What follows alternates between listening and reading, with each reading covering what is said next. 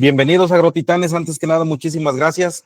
El día de hoy vamos a tener gusto, placer, honor de entrevistar a una persona que creo que antes que nada quiero agradecer su humildad de poder recibir los mensajes cuando le mandé la solicitud por LinkedIn y que creo que el día de hoy ya después de un poquito tiempo y con mucha disposición lo tenemos. Muchas gracias, mi estimado Pau. Hola, agrotitanes. Mucho gusto, Bram. Gracias por estar aquí con nosotros, aquí en este nuevo episodio. Para empezar, pues, me gustaría que primero nos contaras de ti. ¿Quién es Bram? Pues muchas gracias y antes que nada, muchas gracias por invitarme a este episodio y poder compartir un poco con ustedes y con los que, por supuesto, escuchan ahí cuando tengan un poco de tiempo y quieren distraerse. Pues bueno, mi nombre es Bram Goertz, soy el director general de CIMMYT en este momento, pero originario de Bélgica, después de haber estado por mucho tiempo, 18 años, en Bélgica, decidí hacer un intercambio en México con American Field Service. Hice mi último año de la prepa aquí en México, luego regresé a Bélgica para estudiar y bueno, pues el destino me regresó a México y particularmente a investigar como parte de mi doctorado, que lo hice en Etiopía, sobre salud de suelo, agricultura, conservación, pero no iba a obtener los resultados adecuados y la agroecología de la zona de Etiopía donde yo estaba trabajando era similar a la agroecología aquí, donde estoy hoy, en el Batán Texcoco, y aquí había parcelas de larga duración, entonces pude combinar un poco una especie de lo que se llama espejo, experimentos espejo, y con esto hacer un doctorado Etiopía-México. Y pues después del doctorado, pues el honor de liderar el programa de agronomía. Hay mucha actividad en donde está Antonio, en Guanajuato, y de ahí hoy director general de este hermoso centro, que creo que tiene un enorme rol que jugar en la actualidad, en el momento en el que se encuentran. Excelente, Bram. Perdón, Toño. No, adelante, Pau. No, adelante, Toño. Oye, Bram, una pregunta. ¿Qué te motivó a liderar una institución como el CIMMYT? Mira, desde estudiante estaba yo interesado en lo que es como cooperación para el desarrollo, ¿no? Trabajé con una ONG en Bélgica que trabajaba mucho para el tema de alimentación en África, pero muy pronto también entendí que ese tipo de soluciones más desde el lado de ONG quedaban muy cortos, y tuve el gusto que un profesor mío en la universidad me platicó de CIMMYT, y entonces vine a hacer una estancia aquí, y cuando llegué al CIMMYT, no sé, algo pasó, como no sé si es cuando uno entra en un espacio y hay a lo mejor un tipo no quiero llamarlo visión, pero por lo menos un tipo de que ahí hay una misión y que el espacio me permitía generar esa misión. Y en este sentido, mi misión siempre ha sido de poder asegurar que podemos alimentar al mundo, y la herramienta que yo tengo es la ciencia, la innovación, ¿no? Porque es lo que yo estudié, es lo que me dediqué, y creo que hoy también un elemento de utilizar datos, información, conocimientos, el poder comparar también situaciones globales, ¿no? Poder visitar un pueblo en Etiopía, poder visitar un pueblo en México, eso también me inspiró el poderme a lo mejor entender cosas más allá que pasan en esos dos espacios, pero también regresarlos a lo que los productores lo pueden usar y transformar hacia una agricultura sustentable en su momento. Y hoy creo una responsabilidad de asegurar que hay paz y estabilidad en el mundo. Al final, CIMMYT cuenta con un premio Nobel de la paz, no un premio Nobel de química o un premio Nobel de agricultura, que no existe, pero creo que no es meramente simbólico, que es un premio Nobel de la paz, y creo firmemente en mi misión de poder poner todas mis herramientas personales, pero también de transformar el CIMMYT en un espacio donde la seguridad alimentaria va más allá de las tensiones geopolíticas. Eso lo dije, lo platiqué hace muchos años, pero no pensaba que el momento que yo iba a estar en la dirección general iba a cobrar tanta relevancia como hoy. Creo que tenemos un mundo que a lo mejor ha dejado el consenso del multilateralismo, el consenso de una dirección común hacia a los objetivos del desarrollo. Entonces creo que CIMMYT va a tener que jugar un papel muy fuerte de poder decir aquí todos pueden venir, porque independientemente de su situación geopolítica, la probabilidad es muy alta que hoy en el desayuno comieron algo que tenía trigo o comieron algo que contenía maíz, y todo esto pasa por el CIMMYT. Entonces creo que hay un espacio de conexión que podemos generar en este. Excelente, pues la verdad muy motivante y con muchísima relevancia el cómo nace tu carrera y todo esto. Yo igual, si mis compañeros tienen alguna pregunta, entiendo que en el 2023 fuiste galardonado por el premio Glenn Anderson, que reconoce a científicos que han dejado huella global en la agricultura sostenible. Aquí preguntarte, en tu visión, ¿qué práctica de conservación de suelos y agronomía deberían ser prioridad global en los próximos años? Bueno, creo que en ese sentido, obviamente, yo promoví agricultura conservación. Hay ejemplos espectaculares ahí en la zona de Guanajuato, pero también en Oaxaca, pero también en Chiapas, también en Sinaloa. Yo aprendí muchísimo también en México de las diferentes zonas agroecológicas y cómo agricultura conservación no es una receta, pero más bien una aplicación de principios, ¿no? De reducir labranza, de hacer rotación de cultivos y de alimentar el suelo. Creo que hoy en día lo podemos tomar un paso un poquito más, de no tanto ser prescriptivo, pero más bien dentro de cada uno de los contextos, y los que los conocen mejor son los productores que trabajan esa tierra, de decir, son los efectos, o en inglés se dice los outcomes, son lo que queremos, a lo que queremos llegar, tenemos que mirar. Y eso quiere decir un sistema resiliente, quiere decir un sistema que no emite tanto carbono, un sistema que reduce el uso de combustibles con base en ese carbono para reducir sus emisiones, y que pueda tomar diferentes formas, pero al final va a ser rotación de cultivos, porque es esa riqueza, y regresa un poco a la milpa, y no estoy diciendo que todo el mundo tiene que ir a la milpa tradicional, pero estoy hablando del concepto de hacer trabajar el sistema para optimizarlo, para trabajarlo, para tener resiliencia, pero también a veces eso nos olvida, ¿no? La milpa también era un sistema para que el productor tuviera o ingresos o qué comer en cualquier momento, porque salía el frijol primero, a lo mejor el chile, luego el maíz, y sale en momentos diferentes. Creo que también esto hoy se traduce a cómo generamos ingresos más constantes hacia el productor, y a lo mejor es a través de incluir vegetales, o sea, la forma que esto toma va a ser muy diferente, pero los principios son igual: mantener la salud del suelo, reducir el uso de carbono en todo el sistema, y aumentar la diversidad de cultivos para aumentar esa resiliencia y llegar a una dieta sana a nivel de los consumidores.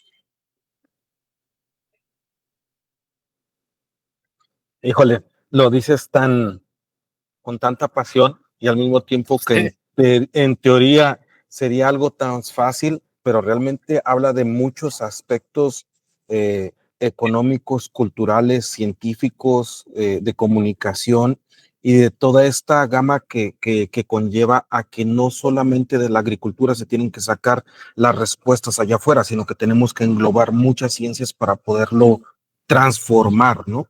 Y bajo esa perspectiva que nos pone Bram, por decir, me encantaría que nos pudieras a lo mejor decir cuáles son los retos a los cuales nos vamos a enfrentar en los próximos años, porque después de los carbohidratos que nos dan los cereales, no hay otro carbohidrato que venga a sustituirlos, ¿no? Sí, en este sentido, estoy muy orgulloso que CIMMYT hizo una nueva estrategia hace un par de años. Fue liderado por lo que llamamos nosotros el talento en camino, digamos, o el upcoming talents en inglés, los investigadores jóvenes. Un poco contexto: el CIMMYT nace hace 80 años como la Oficina de Estudios Especiales, y eso fue en los años 40. Los que vivieron en los años 40 saben que estábamos en situaciones muy particulares en ese momento, igual con tensiones geopolíticas. Entonces se crea la Oficina de Estudios Especiales, y ojo, voy a llegar a contestar tu pregunta, pero hay que entender de qué raíz venimos. Y entonces decide Estados Unidos y México emprender un proyecto, porque el vicepresidente de México llega en coche a México, se encuentra con el presidente de México y deciden que debe haber un espacio de seguridad alimentaria donde se juntan las capacidades de muchos científicos. Entonces hay un joven que se llama Norman Borlaug, que en Iowa estaba investigando roya para pinos, para los árboles. Se le invitan a hacer también investigación de roya para los trigos. Entonces, en ese momento, él viene a México, aprovecha la diversidad de agroecologías en México, entonces pone los trigos en Toluca y los pone en Sonora y trabaja con productores justo ahí por Celaya, y entonces encuentra variedades resistentes a la roya, ¿no? O sea, a la hora que los encuentra, los pone en Sonora, donde no hay roya, porque en ese momento era desierto, entonces, pues, desierto ecológicamente no conocía el trigo, pone el trigo ahí, no existen las enfermedades, llega un momento y todo el trigo estaba en el piso. Ahora, ¿por qué estaba todo el trigo en el piso? Porque si tú ves los trigos originales, los invito hoy a hacer un Google o ver algún museo si tienen la capacidad. Yo vengo de Bélgica, entonces buscan una pintura de Bruegel, que es uno de los pintores originales de los Países Bajos, y vas a ver que los trigos llegan hasta la cabeza de los hombres parados cosechando. Es porque los trigos originales son muy altos, pero al momento que tiene todo este grano, el trigo se cae porque el peso es demasiado alto. Entonces, en ese momento, él podría haber dicho, aquí lo dejo, ¿no? Pero al contrario, encuentra un gen enano, se hace que el trigo sea más chaparrito. Entonces, puede sostener de nuevo el peso del trigo. Si tú quieres saber cuál es el impacto del CIMMYT, cualquier trigo que no llega a las alturas de tus hombros, porque la gente era un poquito más chaparrito también en estos tiempos, pero si no llega a tus hombros, viene del CIMMYT. Pero más importante, creo que era un espacio donde no importaba en qué situación geopolítica estabas.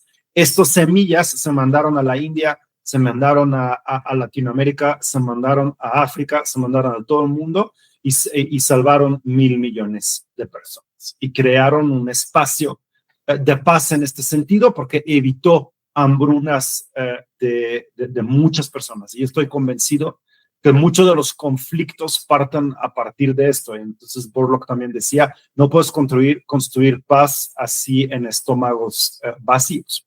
Entonces me pides de los retos de hoy. Yo creo que los retos que nos avecinan, cuando entonces revisamos nosotros qué logramos en el pasado, pero también fuimos muy honestos de decir dónde falló, ¿no? La famosa revolución verde, como lo llaman. Queríamos saber qué es lo bonito, qué es lo que hizo, lo que provocó, pero también qué es lo malo y qué es lo feo, porque en este momento se tomaron decisiones sobre temas que a lo mejor no sabía, ¿no? Todavía no existía el concepto de sustentabilidad. Pensaban que los recursos naturales eran infinitos. Hoy sabemos que no es cierto. También se utilizó mucho una base de carbono, ¿no? Porque el fertilizante, el agua, el riego, porque no sabíamos todavía todo el tema de la continuación de cambio climático. Hoy hicimos una revisión, lo que me parece muy bonito es que dijimos, estamos muy orgullosos de ese legado, pero nos queda muy claro que si lo repetimos tiene que ser un tema de sistema, tiene que ser un tema de mayor inclusión, porque también la tecnología terminó excluyendo los que no tenían acceso a conocimiento, los que no tenían acceso a datos, los que no tenían acceso a capacitación, los que no tenían acceso a crédito o posibilidad de financiamiento, ¿no? Si hoy el CIMMYT tiene una tarea, tiene que ser un enfoque sistémico, tiene que ser un enfoque de resiliencia, no de eficiencia, y tiene que ser un enfoque de nutrición. Cuando hacemos esa reflexión decimos, ok, pero entonces lo que necesitamos es saber dónde va a estar el mundo en el 2030.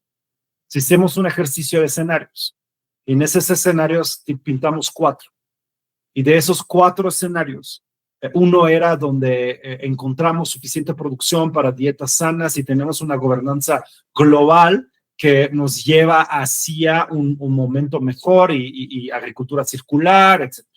Pero también había lo opuesto, un escenario donde decíamos, no hay cooperación internacional. Se cae esto en diferentes mundos y cada uno tiene visiones distintas y no hay un consenso hacia donde la sociedad global se tiene que mover. Y había otro que decía, nos vamos para atrás, nos vamos a perder mucho del conocimiento.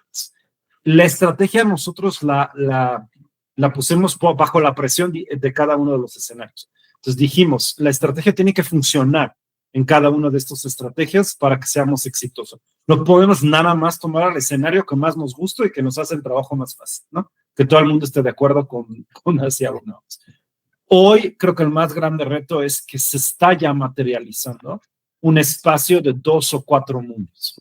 Ya no es un mundo global que a lo mejor piensa igual, es un mundo que se ha caído en diferentes realidades.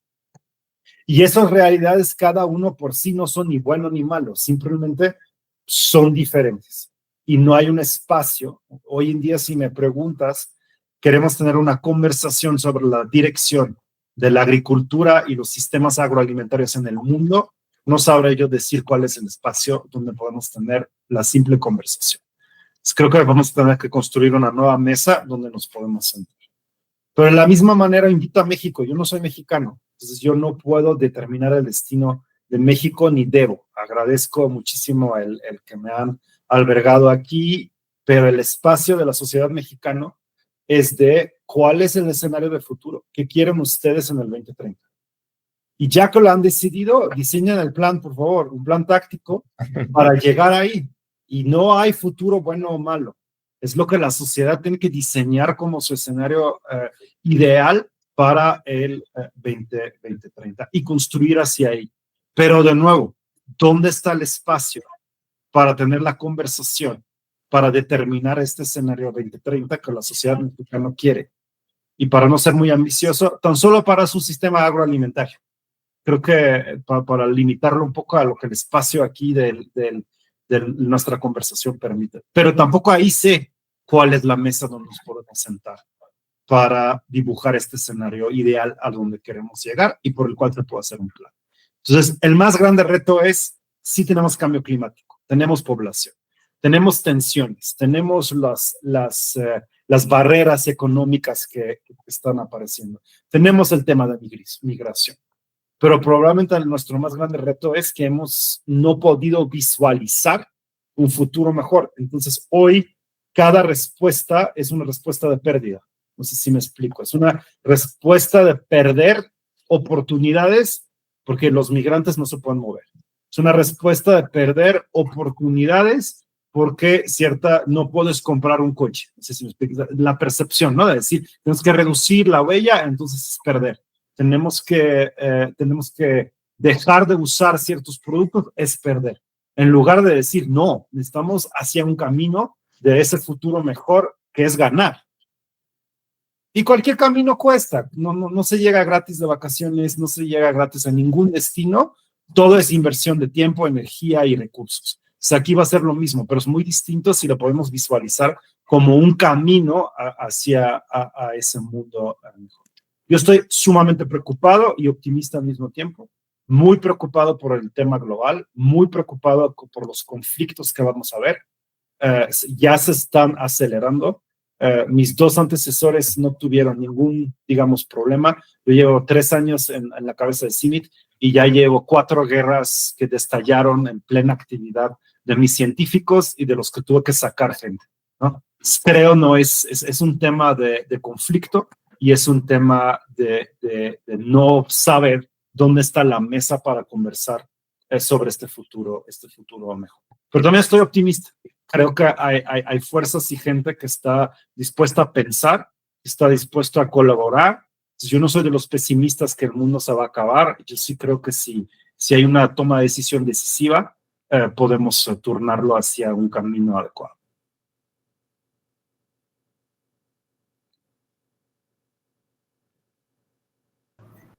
Oh, me acabas de dar una gran,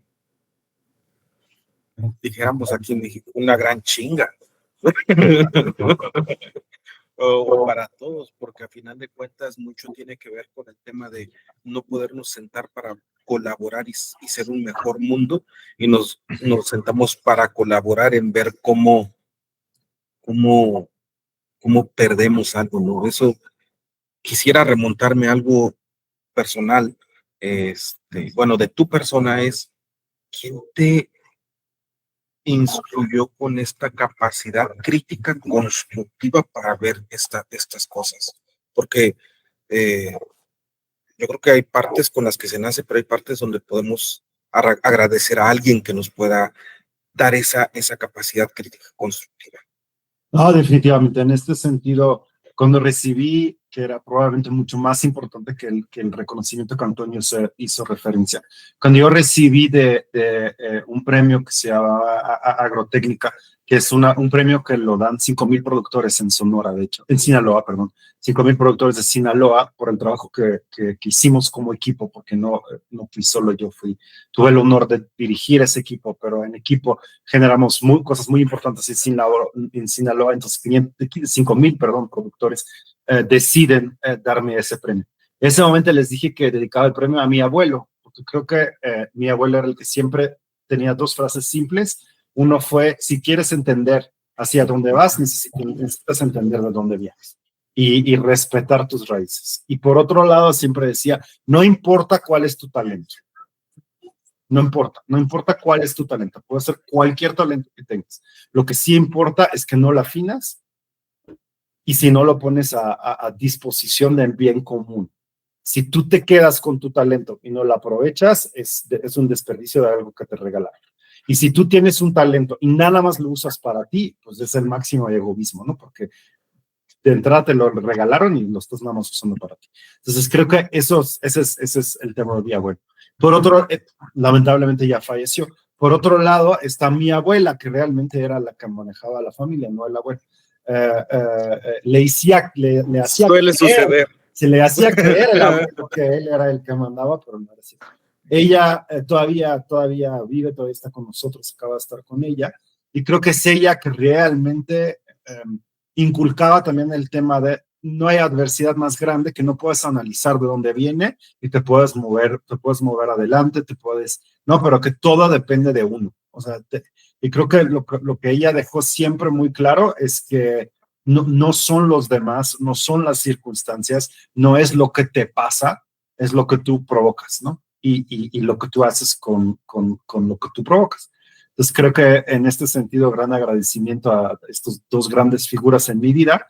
También agradezco muchísimo el hecho que yo tuve el honor de estar en Bélgica, en el sentido que es un país que dedica muchísimo esfuerzo a la educación y al acceso de la educación para todos. Del estrato social de donde yo vengo, probablemente en cualquier otro sistema educativo no habría yo tenido la oportunidad de tener acceso a una educación tan de calidad que la tuve en Bélgica. Entonces creo que ahí también un llamado de que la sociedad tiene que invertir en la educación porque es el futuro. Y como último, pues el continuo aprender. El continuo es ser humilde y aprender, y no existe bien o mal, existen perspectivas. Y tratar de entender la perspectiva siempre de lo. Qué padre, Bram, lo que nos cuentas con tanta pasión, que platicas sobre tu historia y tu experiencia. Me imagino que te ha tocado trabajar con agricultores de diferentes lugares en situaciones muy complicadas también. Me gustaría que nos platicaras cómo manejas esa parte emocional de ver lugares tan críticos, lugares ahorita con el cambio climático, a lo mejor con la sequía que se está presentando mucho en diversos lugares, y al mismo tiempo, cómo lo lideras con tanta esperanza y optimismo. Sí, es muy buena pregunta, porque me recuerdo cuando yo hice mi doctorado, pues llegar a Etiopía, donde la gente dependía de ayuda, ¿no?, externa, 9 meses de su alimentación, y poder hacer una intervención agrícola que lo llevaba a 6 en lugar de 9. Pero creo que también más importante el darte cuenta que esa ayuda humanitaria o ese depender, pues desataba también relaciones de poder muy, muy, muy complicadas, ¿no? Porque alguien tiene algo que es tan tan importante, digamos, para sobrevivir, pues crea relaciones de poder muy complicadas. Entonces, para contestarte en tu pregunta muy, muy honesta, llegaba también un momento en el cual yo necesitaba salir un momento, si me explico. porque al final no es mi contexto, entonces que yo también tenía que decidir, sabes que ya no, me tengo que salir un momento, me tengo que regresar a mis raíces, porque ya se vuelve esto complicado, ¿no? Entonces creo que este aprendizaje lo que me ha enseñado también es el generar la capacidad de, a lo mejor físicamente o mentalmente, apartarte un momento, ¿no? Creo que es válido decir, ahora es demasiado para mí en este momento, no, ya no puedo, es que tienes que tener la capacidad de disociarte en un momento y decir, ok, tampoco tengo que cargar todo el tiempo con todo y no tengo la responsabilidad de todo, ¿no? Para luego poder regresar y ver qué puedo aportar. Y hasta la fecha, el poder visitar productores, recientemente fui a Toluca, llegó un productor, Don Primo se llama, y dijo, bueno, pues cuando tú eres estudiante me enseñaste agricultura, conservación, y lo sigo haciendo. A lo mejor nada más somos 3 en el pueblo, ¿no? Y yo quise convertir todo el pueblo, pero bueno, hay 3 por lo menos que lo siguen haciendo. Entonces, pues eso te llena con muchísima energía. Entonces, en este sentido también estoy muy consciente que tengo un lugar privilegiado, donde una institución me ha también permitido desarrollar esa a lo mejor visión o esa misión que yo tengo, y que me dio las herramientas de poderlo hacer, porque también me queda muy claro, no es lo mismo Bram que llega a un lugar en la India diciendo soy de CIMMYT y te ponen el tapete rojo, porque hay también lección para los mexicanos. Llegas a migración en la India y mencionas Borlaug y CIMMYT, todo el mundo sabe lo que provocó. Porque y le dicen Mexican wheat, trigos de México, porque ahí vivieron la hambruna y vivieron la solución, ¿no? Entonces, la sociedad reconoce enormemente la contribución de México de haber salvado a su sociedad de la hambruna. Repito, yo creo que ahí, pequeño regaño quizás, pero México tiene que ser muchísimo más orgulloso, que alberga la biodiversidad de trigo. Aquí está atrás de mí el búnker donde está la biodiversidad de trigo para la humanidad, 125,000, 128,000 diferentes trigos, 28,500 diferentes maíces que representan la biodiversidad de la humanidad, que México está resguardando para la humanidad, pero también 70% de los trigos en el mundo previenen la investigación que se hace aquí, y 50% del maíz en los países en vía de desarrollo, por lo menos vienen del trabajo del CIMMYT aquí en México. Entonces México alimenta al mundo y creo que no es suficientemente orgulloso de lo que ha hecho, de lo que hace y de lo que potencialmente puede hacer. Excelente, Bram. La verdad es que es lo que decía Didier, cómo cambia totalmente la perspectiva en este análisis, pues prácticamente clínico y muy transparente. Aquí yo hacerte a lo mejor una pregunta que hoy en día empieza a ser más sonada, muchas veces, salvo tu mejor opinión, yo les he comentado que creo que a veces el agro no es un tema de innovación en tecnología, sino más bien un tema de mentalidad, un cambio de mentalidad en los agricultores que están como los agricultores que vienen. A ti preguntarte con toda esta experiencia, ¿qué papel juega la tecnología? El tema de la inteligencia artificial, Big Data, la edición de genética, ¿qué opinas? Sí, mira, es excelente pregunta y creo que es un poco una pregunta que necesitas los dos, ¿no? Siempre decimos también como agrónomos, pues depende, lo que es súper frustrante porque pues, no das una respuesta clara, pero la realidad es que depende. Pero eso no quiere decir que no hay parámetros claros con los cuales podemos ayudar a definir ese depende. Y lo que creo que ahí sí es tecnología, sí es innovación, pero efectivamente también es un cambio cultural o un cambio de cultura de pensar. Dicho eso, creo que hay un camino muy importante que es el camino de tener la data y transformar la data en información. No es solamente tener las datas de las estaciones de clima, lo tienes que turnar en la información del clima, ¿no? O la predicción del clima. Ahora, de la información hay que ir a la toma de decisión. No es suficiente predecir el clima, pero tenemos que poderlo interpretar para tomar una buena decisión. Sembrar antes, sembrar después, evitar, no, evitar a lo mejor maíz, pero usar un cultivo de más corta duración o más larga. Esa es para mí la toma de decisión. Y luego está la aplicación de esa decisión. No es suficiente tomar la decisión. Tienes que tener la capacidad, los medios para poderla aplicar, ¿no? Si tú decides, necesito un cultivo de duración más corta, pero no tienes dónde comprar la semilla, no puedes hacer la aplicación o la ejecución de tu decisión. Pero ahora, si la analices bien, sí, tecnología y data, estamos en un momento del mundo, no hay momento en la historia de la humanidad que ha habido tanto acceso por un individuo a tanta data. Ahora, de esa data a información, ahí sí ya no se nos vuelve a complicar en estos momentos un poquito más, porque también el interpretar información, el trabajar con esa información requiere capacidad, requiere una cultura al respecto. Entonces ya vas un poco a lo que tú ponías. Es una visión un poco diferente. Y luego turnarlo en decisiones informadas hacia lo que quieres provocar y luego ejecutar esa decisión. Creo que ahí vienen los elementos que tú mencionabas del cambio de cómo ser agricultor en este momento. Pero eso no quita la importancia de la inteligencia artificial, la uso de data, la big data, la tecnología, los sensores, etcétera, etcétera. Pero se vuelven herramientas que facilitan este camino de data a la aplicación de la decisión.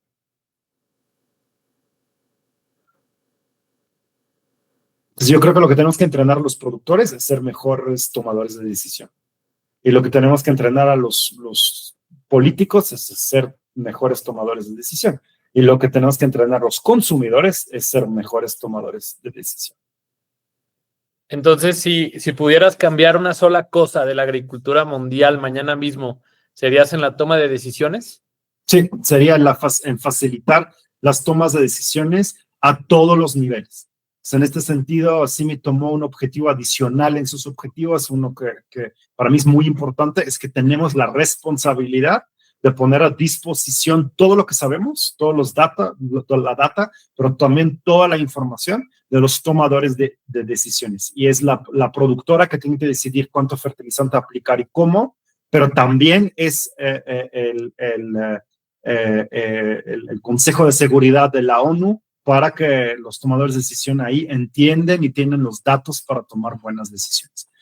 Una de las cosas que yo he podido estar con muchos tomadores de decisiones, se hace secretarios de Agricultura, cabezas de empresas, y no es que quieren tomar malas decisiones, es que hay una ruptura de que no llega la información y la data para la toma de decisión informada. Entonces, creo que si podía cambiar algo, es justamente eso. Mucho esfuerzo en hacer llegar la información y la data para buena toma de decisión y un gran esfuerzo de después poder rápidamente turnar el efecto de tu decisión.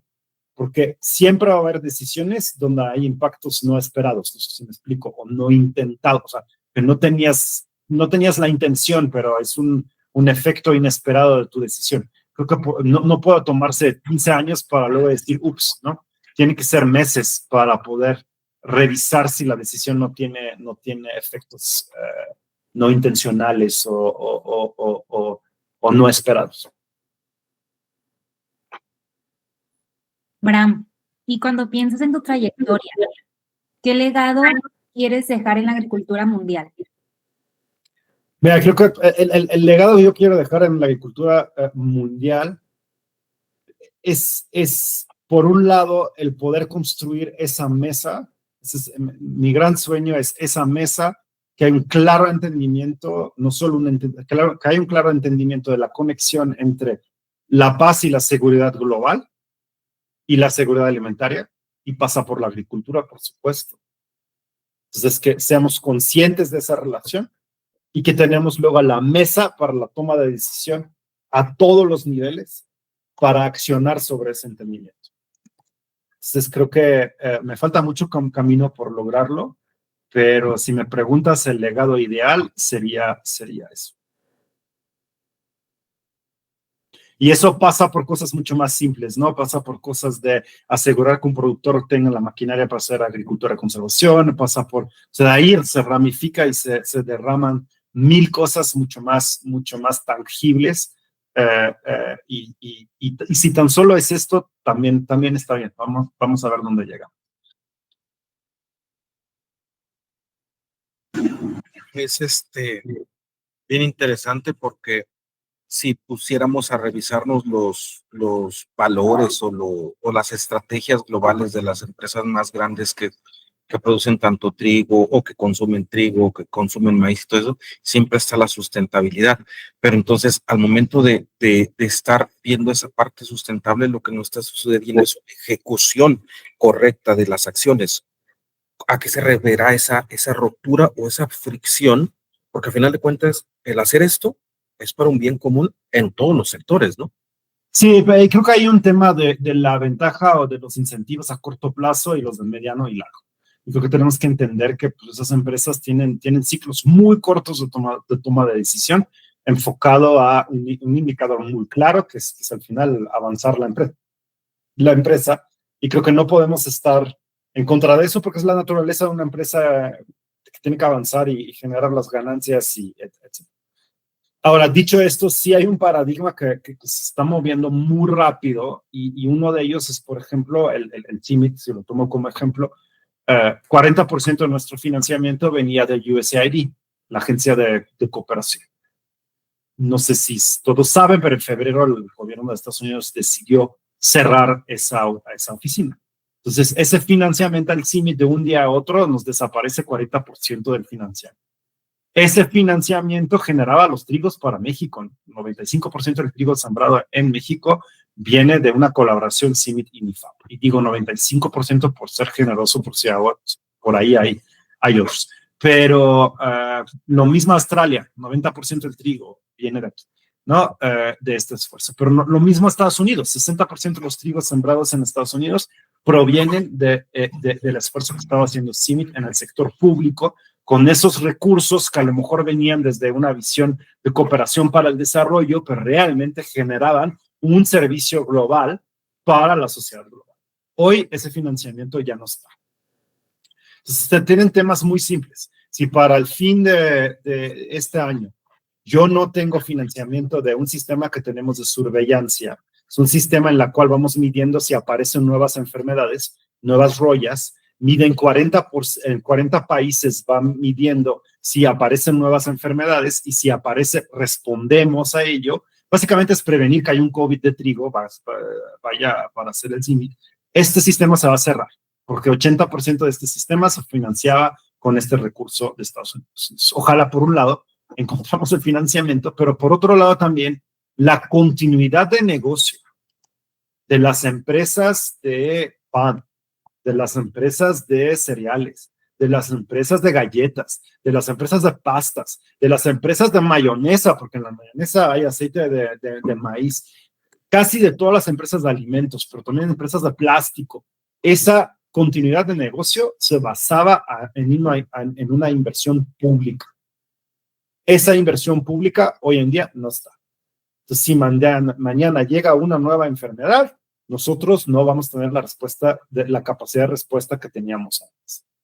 Entonces, si lo queremos ver desde un punto de vista muy económico para estas empresas, su continuidad de negocio hoy está bajo riesgo si no invierten en sustentabilidad, si no invierten en resiliencia, si no invierten en las nuevas semillas, en las nuevas tecnologías. Entonces, creo que tenemos que tener el valor de expresarlo así, en el parámetro que es importante para una empresa, continuidad de negocio. Si no quieres que tu planta se apague un día porque el trigo no va a llegar para transformarla en pasta y tienes gigantescas pérdidas, necesitas invertir en continuidad de negocio. Pero también la continuidad del negocio y resiliencia de la sociedad está en peligro, porque no conozco secretario que va a ser reelegido si el precio de la tortilla se va a las nubes, ¿no? Porque toca directamente al bienestar de millones de personas. O sea, la continuidad de negocio de los tomadores de decisiones está bajo riesgo, porque el día que hay una enfermedad en el maíz, no tenemos la misma capacidad de respuesta. Entonces, creo que tenemos que expresar las cosas también en estos indicadores mucho más cerca del inmediato. No sé si me explico. Pero desde un punto de vista van a ser efectos catastróficos. No sé si me explico. O sea, en el sistema estamos hoy es el tema de, pues si tuviste mala suerte y te llega una gigantesca inundación, ¿y cómo le haces? No sé si me explico, pero no lo podemos ver como un tema inevitable en los espacios donde está inevitable. No se necesita mucho dinero para tener continuidad de negocio de la agricultura, pero sí se necesita una decisión de entender que los actores públicos y privados que antes no invertían, le van a tener que invertir porque el que lo hacía ha decidido que ya no lo quiere hacer para todo el mundo. Qué complicado. Y el gobierno chino no será el bueno ahora en ese sentido. Literalmente creo que es un mundo lo que mueve actualmente de cereales, de trigos, de avenas, de todo China, que es también el riesgo de perder esto, ¿no? Qué complicado la situación que están viviendo entonces. Muy complicado. Por cierto, China siempre ha sido un socio, pero por supuesto el espacio que nosotros tenemos es un espacio donde deberíamos de tener la capacidad de atender a todos los países independientemente la situación geopolítica. Y creo que el día que ya no tenemos esta capacidad, se pierde también la esencia del cine. El día que nada más servimos a una parte del mundo, se pierde mucha capacidad, se pierde la esencia y no es el CIMIT del cual yo creo, o en el cual yo creo, digamos, o el cual yo quiero liderar. Pero por otro lado, también hay voces que dicen, ¿a qué haces o no puedes hacer nada? ¿Qué escoges? ¿Hacer por lo menos para que pase en un espacio o no hacer nada? Yo creo que es un llamado muy fuerte a todas las fuerzas en México, por lo menos, de repensar sus inversiones y necesitamos el apoyo de todos. Y hoy en día no hay apoyo demasiado chico. Vayan a la página del CIMMYT, www.CIMMYT, significa Centro Internacional de Mejoramiento de Maíz y Trigo.org, y ahí hay una capacidad de hacer donaciones y realmente necesitamos activar a todas las inversiones posibles en el país y a nivel global.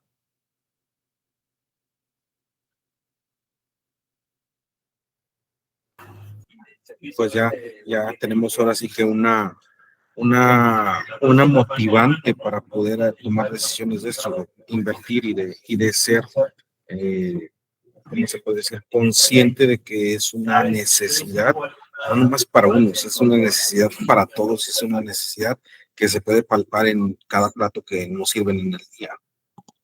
Muchas gracias, y a lo mejor como último, sé que hay millones de productores ahí trabajando duro. No pierden, por favor, la esperanza, la pasión. Tienen un trabajo magnífico. Hay poca gente que puede decir que alimenta y que está tantas veces en las manos de todos. Todos los que trabajamos en agricultura es un sector súper noble.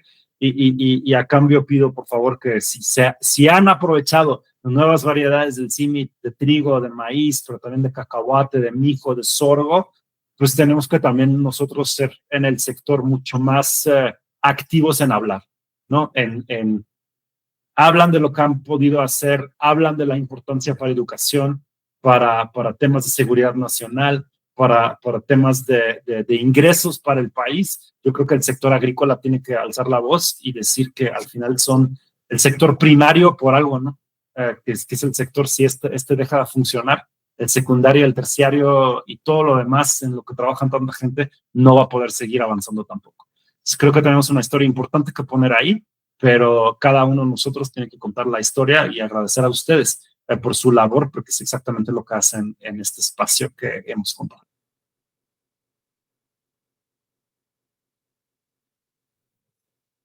Muchas gracias, Bram. La verdad es que queda una reflexión aguda, buena, de saber cuáles son los siguientes pasos. Y ya para ir cerrando el episodio y ser respetuosos con tu tiempo, me gustaría hacerte una pregunta, que sería, ¿cómo te hablas a ti mismo? ¿Cómo hablo yo a mí mismo? Pues trato de ser Mira, trato de ser generoso, pero la verdad es que soy muy duro conmigo mismo, muy, muy duro. Cuando no logro, cuando tengo que ser autocrítico, cuando no estoy contento. Y también estoy consciente que esto provoca a veces que soy muy duro con la gente alrededor también, ¿no? Porque si uno es duro para sí mismo de lograr y de ver que se puede, pues también soy muy duro y exigente a la gente alrededor. Y estoy consciente, pero también muy convencido que en equipo lo podemos lograr. Wow, Toño.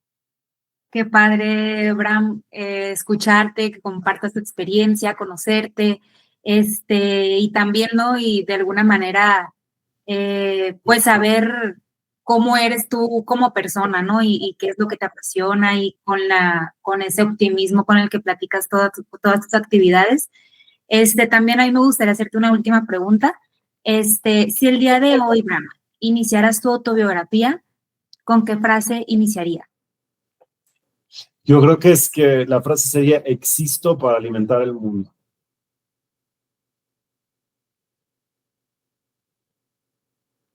Ay, qué padre. Qué bonito. Toño. No, pues la verdad es que con esa frase me quedo. Esta bonita labor de alimentar al mundo es el futuro, realmente el tema de la seguridad alimentaria antes que nada. Y pues la verdad, muchas gracias, Bram, por tu tiempo, por darnos esta plática, tocar estos puntos tan explícitos y tan claros. Estoy seguro de que toda la gente que pueda compartir este episodio una vez viéndolo, le va a ayudar a bastante para saber que hay gente que está involucrada en este día a día de alimentar al mundo. Muchísimas gracias, sí. Muchas gracias por la oportunidad de compartir algunas reflexiones y a la orden. Y siguen, por favor, con esa noble labor de escuchar y de transmitir voces y ideas que pueden servir para mucha gente ahí afuera de seguir creciendo y confrontando nuestras propias concepciones y ideas. Entonces, muchísimas gracias. Muchas gracias. Eres un verdadero agrotitán, mi estimado Bram. Muchas gracias. Bueno, mucho por hacer todavía. Muchas gracias. Chao, chao. Bye, bye. Gracias. Gracias.